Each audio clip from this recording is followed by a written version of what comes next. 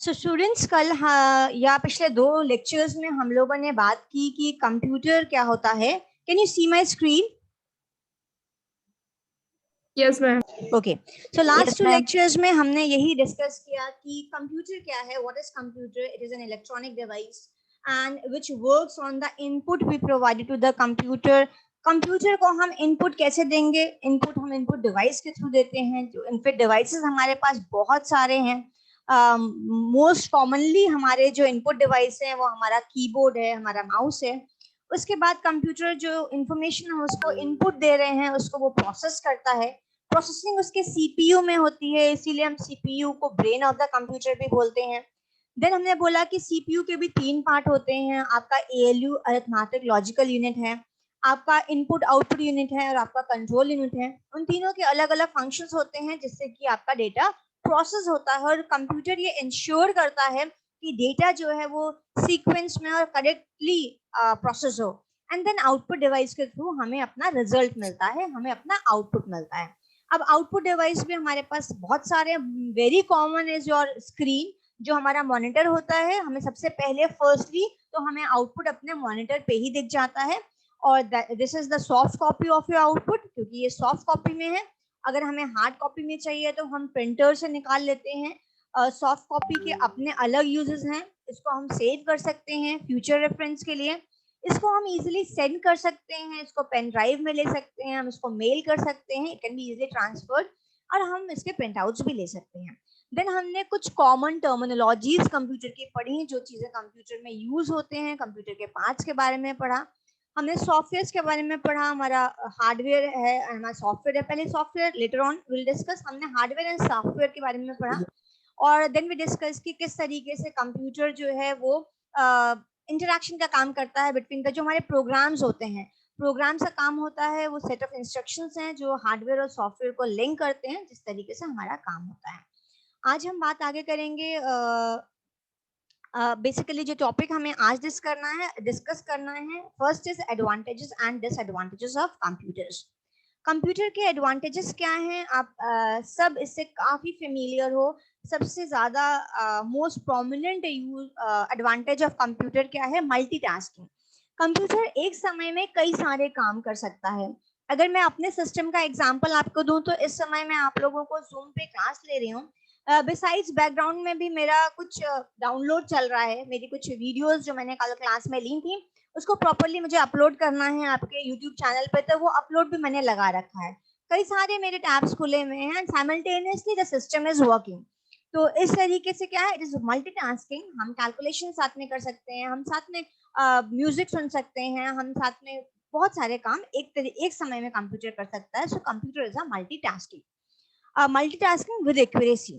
Speed, हमने जब characteristics of computers की बात कर रहे थे तो भी हमने स्पीड के बारे में बात की थी कि कंप्यूटर का एक बहुत इंपॉर्टेंट फीचर है कि हाई स्पीड. ह्यूमन बीइंग की तरह कंप्यूटर थकता नहीं है, डजंट गेट टायर्ड. इसकी स्पीड हमेशा वैसी ही रहेगी, incredible speed. It does the calculations with a very fast speed, जो कि एक नॉर्मल ह्यूमन बीइंग के लिए परफॉर्म करना बहुत मुश्किल है.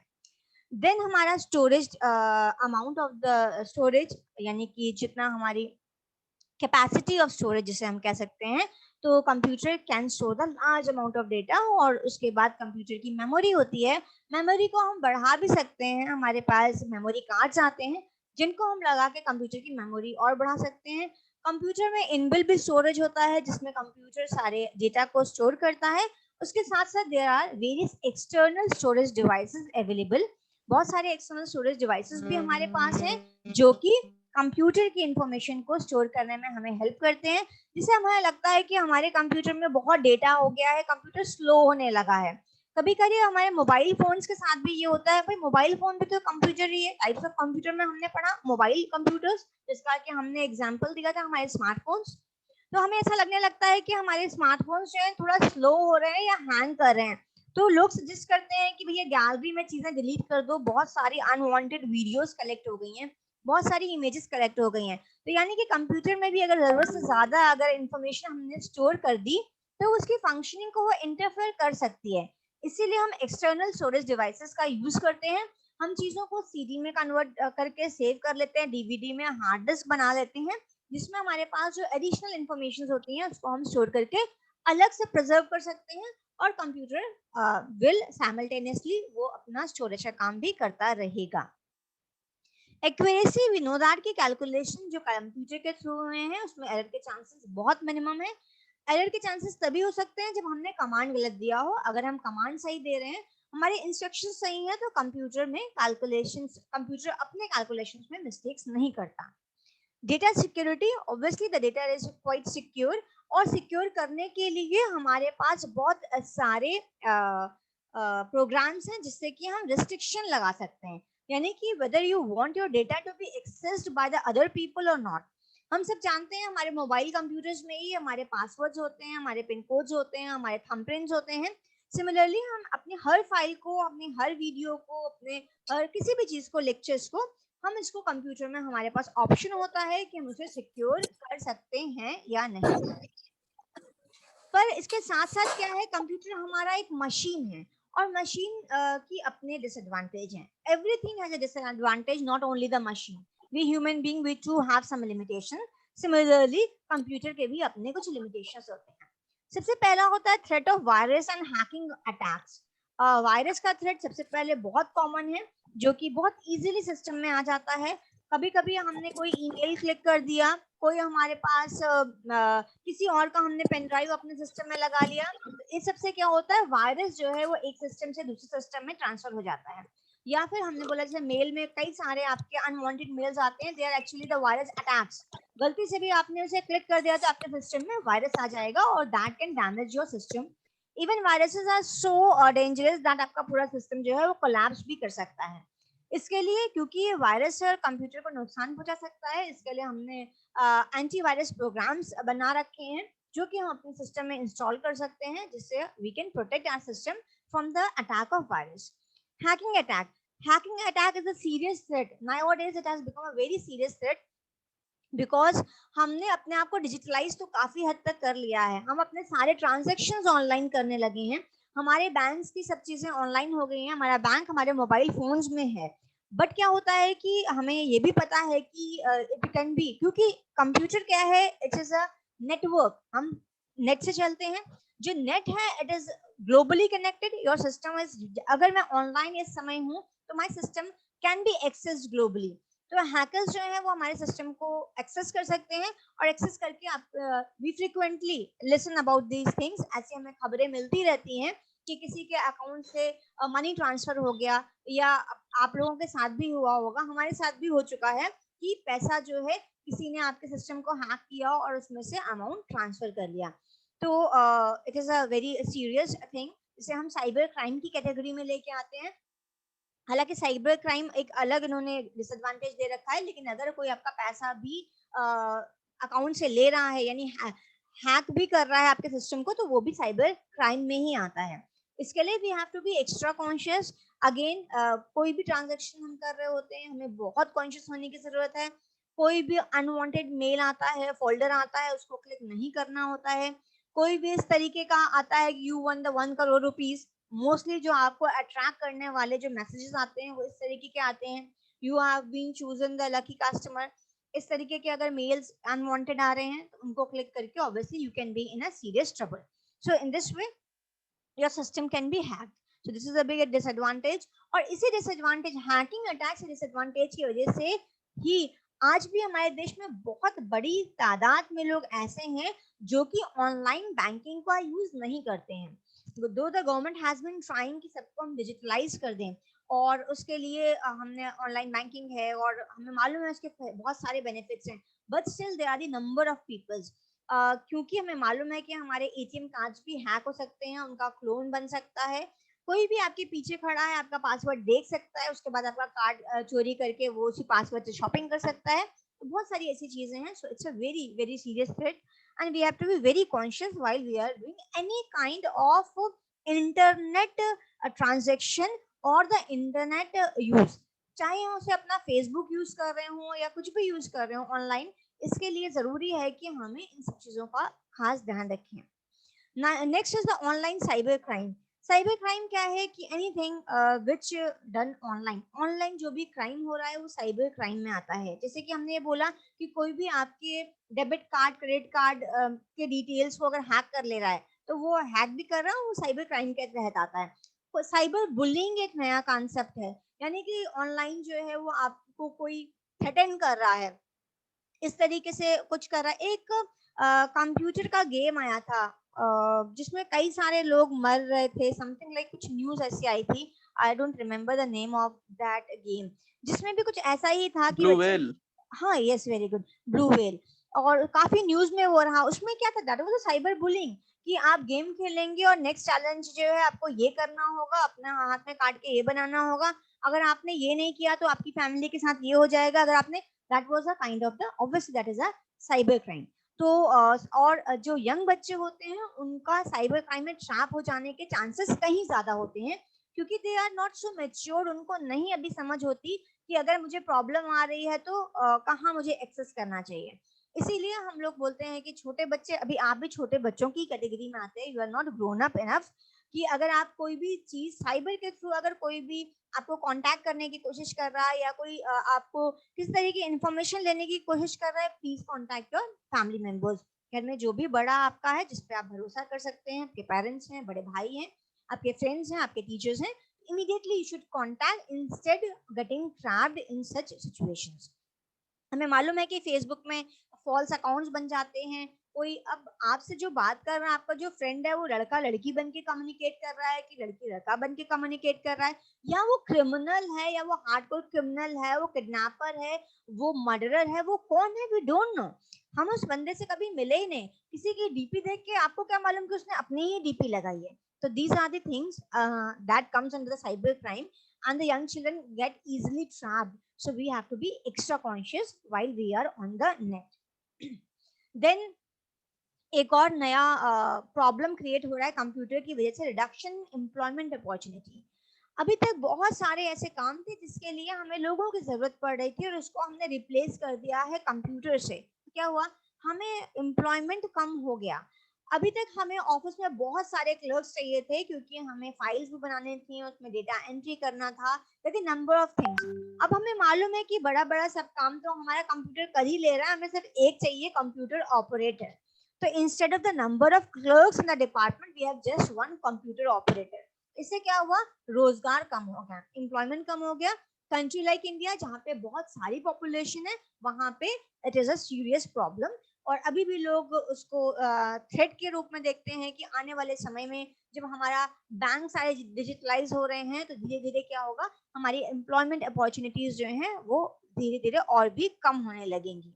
अब आपके एटीएम खुल गए हैं, अभी तक बैंक से पैसा निकलवाने के लिए आप लंबी लाइन में लगते थे, मनी विड्रॉ करनी है या पैसा जमा करना है, इन सब चीजों के लिए, या किसी को ट्रांसफर करना है, अब तो आप बैंक ही नहीं जा रहे हो। I don't remember when I went to my bank last time, सिर्फ जो डीडी बनवाना होता है किसी फॉर्म को भरने के लिए तभी हम बैंक जाते हैं, नहीं तो हमारे सारे ट्रांजेक्शन जो हैं वो ऑनलाइन ही हो जाते हैं। सो कभी पैसा भी विड्रॉ करना पड़ा तो वो एटीएम से निकल जाता है, we hardly go to bank. तो इसका मतलब क्या है, जब हम बैंक ही नहीं जा रहे हैं तो बैंक में जो बैठे हुए एम्प्लॉइज हैं उनकी रिक्वायरमेंट कम होगी। अब बैंक जो है वो इतने लोगों को एम्प्लॉय क्यों करेगा जब उसके पास उतना कस्टमर विजिट ही नहीं कर रहा। इस तरह से ओवरऑल हर सेक्शन में, हर डिपार्टमेंट में जो this is Abdul Rahman who is writing on my screen, so please don't write on the screen. Fine. So these are the few common threats with the threats limitations of the computer besides the number of advantages। एक और बहुत बड़ा disadvantage है जिसको कि हम garbage in garbage out बोलते हैं। कंप्यूटर में आप जो डालोगे वही आपको आउटपुट देगा, कंप्यूटर का अपना कोई ब्रेन नहीं है, तो जिसकी वजह से वो सही डिसीजन नहीं ले पाता। जब वो सही डिसीजन नहीं ले पाता तो हर जगह हम उसे रिप्लेस नहीं कर सकते हैं। For example I am teaching you here, पर आपको यहाँ पे कंप्यूटर भी पढ़ा सकता था, आता है आजकल वो आपकी जो ये जिसमें मैंने कंटेंट आपसे शेयर कर रहा है, तो computer will read the content, ठीक है, जो भी सामने लिखा है वो रीड करता जाएगा। बस उसका एक डिसएडवांटेज ये होता है कि जो लिखा है वो उसी को पढ़ेगा, अगर कुछ गलत लिख गया तो हम तो इसको इमीडिएटली यहाँ पे करेक्ट कर देंगे, वो उसको करेक्ट नहीं करेगा। गार्बेज इन गार्बेज आउट हो गया। एंड सेकेंडली जो प्रॉब्लम्स हैं, that can not take the decisions, वो प्रॉब्लम्स अगर कुछ इमीडिएट अराइज हो रही है तो वो अपने लेवल पे सॉल्व नहीं कर सकता, अनलेस एंड अनटिल उसे हमने इंस्ट्रक्शंस ना दिया। नेक्स्ट टॉपिक एक छोटा सा आपके सिलेबस में मेंशन था, विंडोज ऑपरेटिंग सिस्टम। तो आपको मालूम है कि विंडोज क्या है? विंडोज एक ऑपरेटिंग सिस्टम है। ऑपरेटिंग सिस्टम क्या होता है? सिस्टम को चलाने के लिए, किसी भी कंप्यूटर को स्टार्ट करने के लिए उसमें एक ऑपरेटिंग सिस्टम होना जरूरी होता है। बहुत सारे ऑपरेटिंग सिस्टम्स जो हैं वो अवेलेबल हैं और डिपेंड करता है कि आप कौन सा ऑपरेटिंग सिस्टम इंस्टॉल करते हैं। विंडोज जो है सबसे ज्यादा कॉमन ऑपरेटिंग सिस्टम है जो कि मोस्टली कंप्यूटर में इंस्टॉल किया जाता है। The reason behind Windows operating system is Windows जो हमारा है वो बहुत यूजर फ्रेंडली है। ग्राफिकल यूजर इंटरफेस, यानी कि इसमें हर चीज के आइकन्स बने हुए होते हैं। हम आसानी से आइकन्स देख के समझ सकते हैं हमें कहाँ पे क्लिक करना है और कैसे काम करना है। When we started studying the computer, तब विंडोज था लेकिन बहुत अर्ली स्टेज में था। उस समय पे ग्राफिकल यूजर इंटरफेस हमारे सिस्टम्स नहीं थे। We need to actually learn how to operate the computer. Now we don't need to teach anybody how to use the computer. हम सब देखते हैं कि हमारे आसपास 3 साल के 5 साल के बच्चे भी कंप्यूटर आसानी से चला लेते हैं। So this is the advantage of the Windows operating system, जो कि एक यूजर फ्रेंडली है और ग्राफिकल यूजर इंटरफेस है। आप आराम से उसे इसलिए ऑपरेट कर सकते हैं। विंडोज के कई सारे फीचर्स अवेलेबल हैं। Windows 2008, 2007, Windows Vista, Windows 10, Linux भी एक और ऑपरेटिंग सिस्टम है। लाइनेक्स उतना पॉपुलर नहीं है क्योंकि ऑब्वियसली आपने इतना नहीं सुना होगा लाइनेक्स के बारे में। The reason behind it is not very popular. लेकिन Linux somewhere it is being used, कहीं कहीं पे इस्तेमाल भी किया जाता है। It is more secure, safety ज्यादा है इसमें। लेकिन क्योंकि ये इतना एडवांस नहीं है फीचर, इसीलिए we go for the Windows operating system. Next topic जो हमें आज डिस्कस करना है वो है कंप्यूटर नेटवर्क। तो आई होप आपका अब तक का कंसेप्ट क्लियर हो गया होगा। नेक्स्ट है कंप्यूटर नेटवर्क। पहली बात कि नेटवर्क क्या होता है? नेट एंड वर्क, दो टर्म है इसमें। यानी कि किसी भी, this is net and work. Network क्या होता है? नेटवर्क अगर हम सिंपल बात करें तो जाल नहीं बोलते हैं। किसी भी चीज का नेटवर्क बन जाना, जाल बन जाना। तो अगर हम नेटवर्क की बात करें तो नेटवर्क क्या है? It is nothing but it is just the number of computers connected to each other. जब बहुत सारे सिस्टम जो हैं वो किसी चीज आपस में कनेक्ट हो जाएंगे तो वो नेटवर्क बना देंगे, एक जाल बना देंगे। आप अपने सिस्टम से, मोबाइल से, लैपटॉप से, डेस्कटॉप से कनेक्टेड हो, मैं अपने सिस्टम से कनेक्टेड हूँ।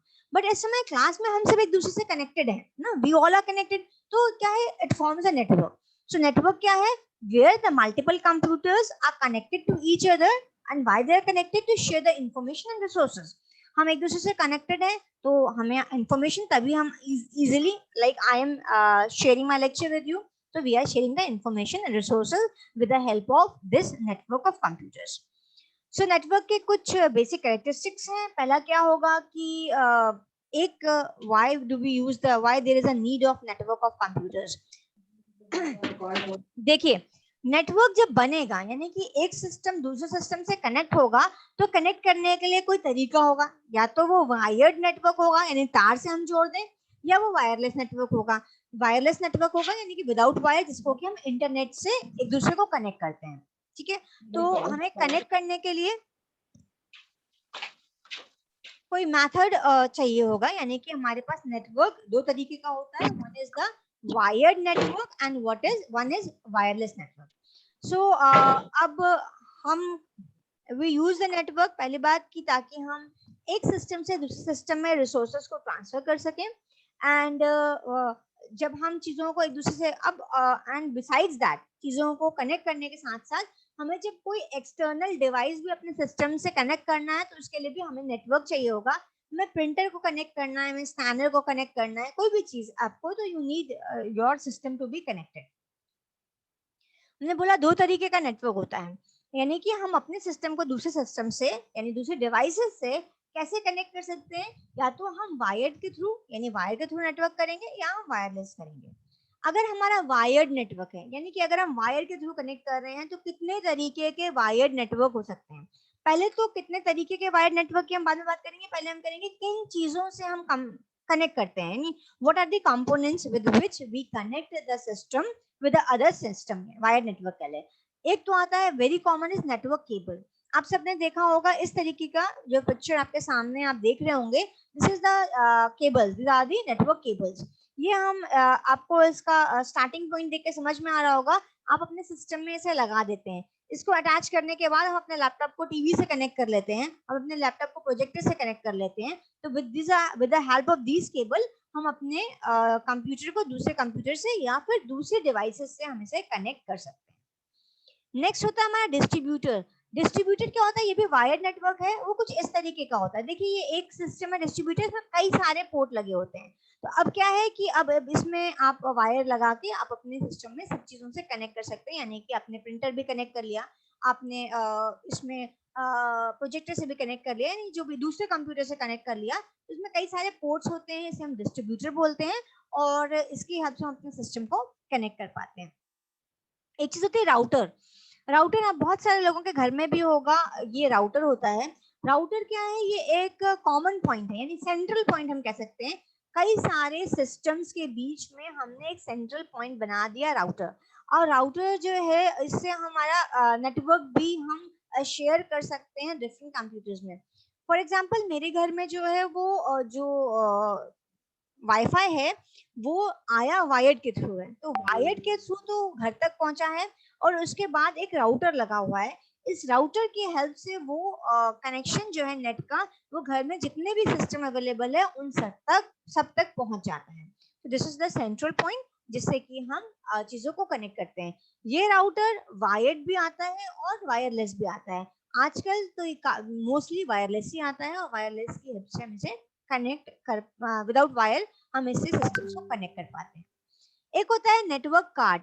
नेटवर्क कार्ड क्या होता है?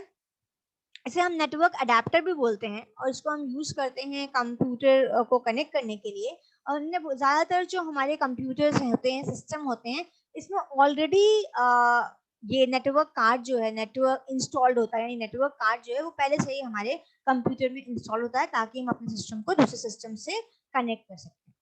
यूएसबी। यूएसबी आप फोटो देखेंगे आपको समझ में आ जाएगा। This is the USB. USB port हम सबके लैपटॉप में साइड में बना हुआ होता है। हमारे डेस्कटॉप में भी सीपीयू में पीछे यूएसबी पोर्ट बना हुआ होता है। यूएसबी पोर्ट से भी हम दूसरे सिस्टम्स को कनेक्ट कर पाते हैं। ये सब हमारे कुछ वायर्ड नेटवर्क थे। और अगर हम वायरलेस नेटवर्क की बात करते हैं, तो यानी कि सिंपल वायरलेस नेटवर्क क्या है? कोई भी ऐसा नेटवर्क जिसमें कि वायर की जरूरत ना हो। अब अगर वायर की जरूरत नहीं है तो फिर किसी ना किसी माध्यम तो चाहिए हमें। We need some medium. बगैर मीडियम के तो हम अपने सिस्टम को कनेक्ट कर ही नहीं सकते।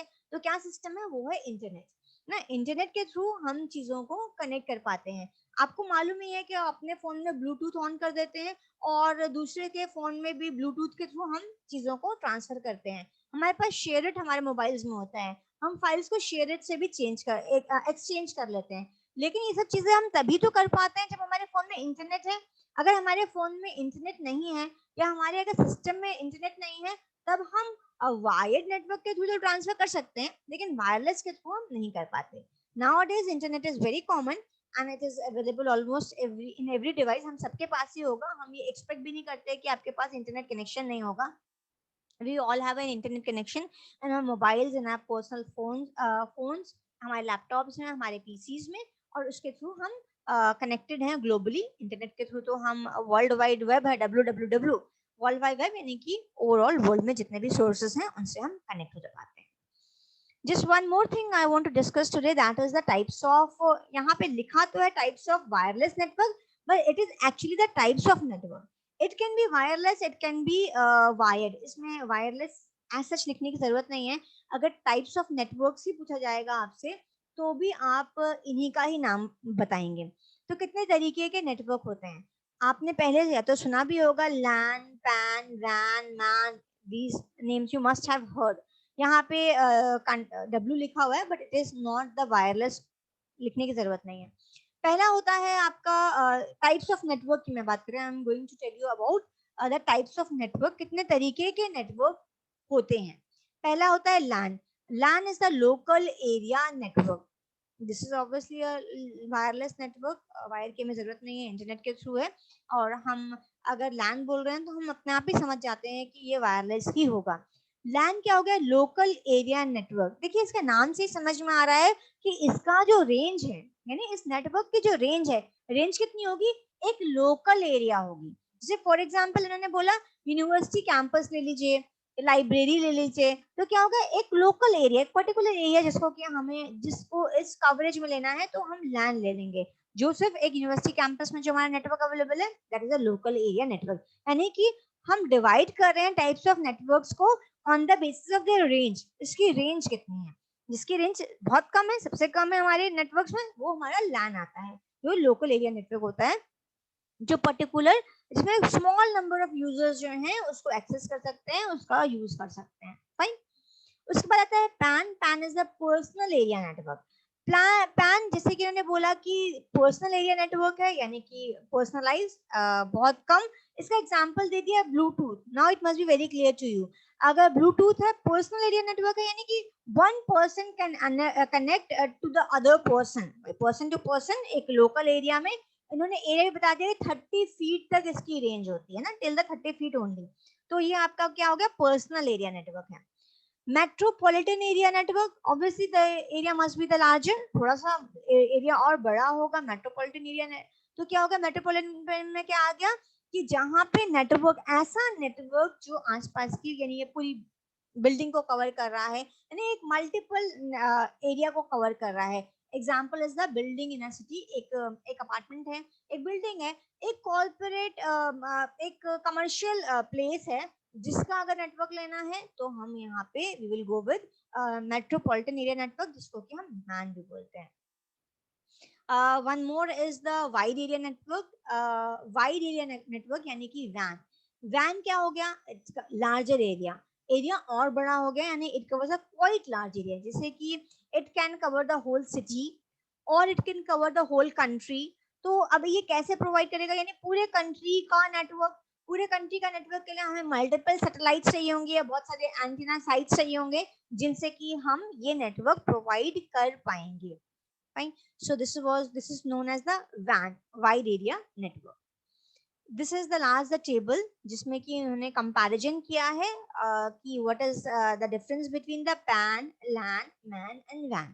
ठीक है, इनकी हमें मालूम है कि डिपेंड करता है एरिया के हिसाब से, और ये कहाँ कहाँ पे यूज हो रहा है उसके बारे में इस टेबल में क्लियरली डिफाइन किया हुआ है. So you may look at this table, you can use this table to understand the difference in particular. अब वायरलेस ने, अगर हम वायरलेस नेटवर्किंग की बात करें, जो कि हमने टाइप्स ऑफ नेटवर्क की बात की, तो वायरलेस नेटवर्क ऑब्वियसली जो है it is very common these days and it is available with us, all of us. हम सब इसे यूज कर रहे होते हैं, जैसे कि हमारे सेल फोन्स हैं, तो सेल फोन्स क्या है, ये भी एक वायरलेस नेटवर्क ही है। इसकी हेल्प से हमें मालूम है how much our life has become easy with the help of the cell phones, है ना। पहले जो हमारे वायर्ड फोन्स थे, उनके कंपैरेटिवली हमारे सेल फोन हमारे लिए कितने सुटेबल हैं, मोबाइल हैं, we can move anywhere, and besides that it is less expensive. Wired connection हमारा ज्यादा एक्सपेंसिव पड़ता है। क्यों ज्यादा एक्सपेंसिव होता है, क्योंकि हमें उसके लिए वायर का कनेक्शन चाहिए होगा, वी नीड टू कनेक्ट। लेकिन देखिए वन मोर थिंग यहाँ पे हम क्लियर कर लें कि वायर्ड नेटवर्क में डिस्टरबेंस कम होता है, वायर्ड नेटवर्क में एफिशिएंसी बेटर होती है। अगर हम लोग कुछ इंपॉर्टेंट काम कर रहे होते हैं, यानी कि अगर हम ऑनलाइन एग्जाम दे रहे होते हैं ना, तो उस समय हम अपने सिस्टम को वायर्ड नेटवर्क से कंपेयर कर लेते हैं, क्योंकि उसमें कोई ट्रबल नहीं आता। ट्रबल इसलिए नहीं आता कि जो इंटरनेट सर्विस जहां से आ रही है उससे हमने वायर के थ्रू सीधा अपना सिस्टम कनेक्ट कर लिया। अब वायर के थ्रू कनेक्ट कर लिया तो आपका क्या है, नेटवर्क फ्लो से वायर के थ्रू होगा, बीच में कोई और आपके सिस्टम से कनेक्ट नहीं कर सकता। जब, यानी सिस्टम से कह रही हूँ, बीच में कोई और आपके नेटवर्क से कनेक्ट नहीं कर सकता, यानी कि no one can interfere your network. जब कोई हमारे नेटवर्क को इंटरफेयर नहीं करेगा तो वो एफिशिएंट ज्यादा होता है, उसकी ऑब्वियसली स्पीड ज्यादा होती है, अनब्रेकेबल होती है। हम देखते हैं कि हमारा ऑनलाइन मीटिंग चलते चलते मीटिंग ड्रॉप भी हो जाती है, बीच में कुछ डिस्टरबेंस आ गया, मीटिंग ड्रॉप हो गई, नेटवर्क आज खराब आ रहा है। लेकिन वायर्ड में ऐसा नहीं होता कि आज नेटवर्क खराब आ रहा है, but wired network is expensive. It is expensive के साथ साथ क्या है, कंबर्सम भी है, मुश्किल है ना। It's not easy to connect everything with wire. हम अपना लैपटॉप लेके यूनिवर्सिटी में आके आपको पढ़ा सकते हैं, पर हम वायर लेके तो यूनिवर्सिटी नहीं आ सकते। तो कन्वीनियंस को देखते हुए wireless is more suitable, it is more convenient, it is less expensive, it makes the life very easy for everyone, We can use the network while traveling, while moving. We can use it in our cars, in our buses. अगर आप रास्ते में भी हैं तो आप अपने headphone लगा के क्लास कर सकते हैं. You must very well understand the importance of your wireless network. So these are the networks, and these are the types of networks that we have discussed today. Now, thank you for today. If you have any query or question, you may ask right now.